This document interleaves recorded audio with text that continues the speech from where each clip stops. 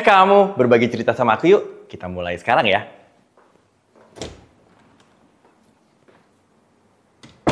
Supaya kita lebih cepat untuk menerima diri kita sendiri dari kelebihannya dan hal-hal lain yang masih bisa kita pelajari lagi.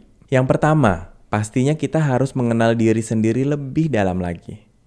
Tapi gimana sih caranya? Yaitu cari tahu apa yang kita suka, apa yang kita nggak suka. Hobi apa yang kita suka lakukan dan apa hal yang membuat kita bad mood. Kita harus mengetahui itu semua terlebih dahulu untuk mengenal diri kita lebih baik. Karena tidak ada orang lain yang lebih mengenal diri kita selain diri kita sendiri. Nah, yang kedua, sadar dengan hal-hal yang harus kita pelajari lagi dan kelebihan masing-masing. Aku sengaja menghindari kata kekurangan karena menurut aku setiap manusia sudah dilahirkan secara sempurna. Lalu bagaimana sih kita bisa sadar bahwa apa yang menjadi kelebihan kita dan apa hal-hal yang harus kita pelajari lagi?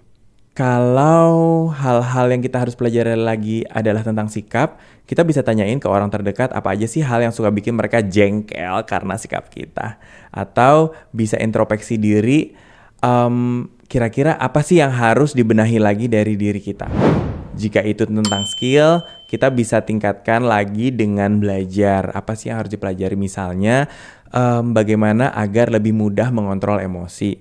Bagaimana caranya agar bisa menjadi seorang pemimpin yang baik. Ya, jadi banyak sekali hal-hal yang bisa kamu pelajari lagi tentang diri kamu. Biar kita bisa terus ubah untuk menjadi seseorang versi terbaik dari diri kita sendiri. Dan untuk kelebihannya, kita bisa lihat dari apa sih hal yang bisa kita kuasai dimulai dari hard skill sampai soft skill. Dan kita bisa asah terus kelebihan tersebut agar bisa menjadi bekal kesuksesan di depan dan untuk bisa membuat agar diri kita itu bisa lebih baik lagi.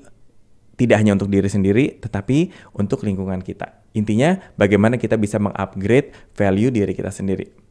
Nah, yang terakhir dan paling penting, kita tidak boleh memikirkan opini orang lain.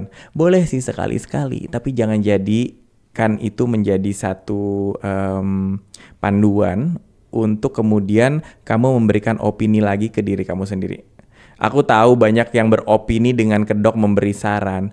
Menurutku sebaiknya dan lain-lain. Tapi kadang ketika mereka memberikan hal-hal tersebut, baik saran, kritik, dan lain-lain, nggak jarang orang merefleksikan egonya ke situ karena mereka ingin kita menjadi seperti yang apa mereka mau. Nah, itu justru yang bikin kadang-kadang nggak nyaman di kitanya karena sebenarnya tujuan mereka atau niat mereka itu adalah bukan untuk kebaikan kita tapi untuk memaksakan ego mereka.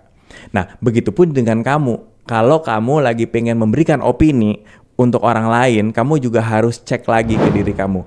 Ini opini untuk kebaikan dia atau gue lagi maksain ya kemauan gue ke diri dia gitu loh. Kadang kan kita bilang, enggak, menurut gue lo tuh harusnya gini sampai akhirnya debat. Nah, jadi intinya adalah selalu ngecek lagi ke diri kita sendiri sebelum kita memberikan pendapat atau sebelum kita memberikan reaksi atas semua hal yang terjadi pada hidup kita. Nah, kalau kamu udah terapin semua tips di atas, kamu pelan-pelan akan menyadari gimana hidupmu bisa damai dan menjadi seseorang yang bervalue besar di hadapan orang-orang.